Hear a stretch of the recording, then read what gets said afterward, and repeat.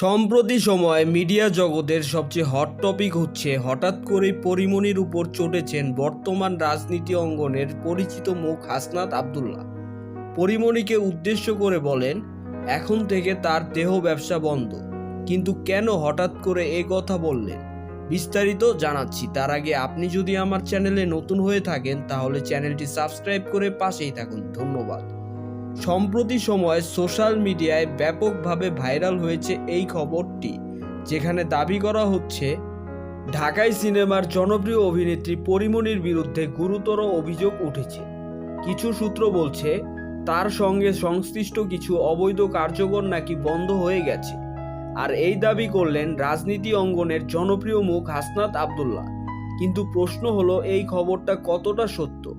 বাস্তবতা হলো, সোশ্যাল মিডিয়ায় ছড়ানো এই ধরনের খবরে অনেকটাই যাচাই বাছাই ছাড়া ছড়িয়ে পড়ে। অনেক সময় ভিউ আর ভাইরাল পাওয়ার জন্য ইচ্ছাকৃতভাবেও এমন শিরোনাম ছড়ানো হয়। সো ভিউয়ার্স, এই বিষয়টি নিয়ে আপনাদের কি মতামত কমেন্ট করে জানাতে ভুলবেন না। ধন্যবাদ।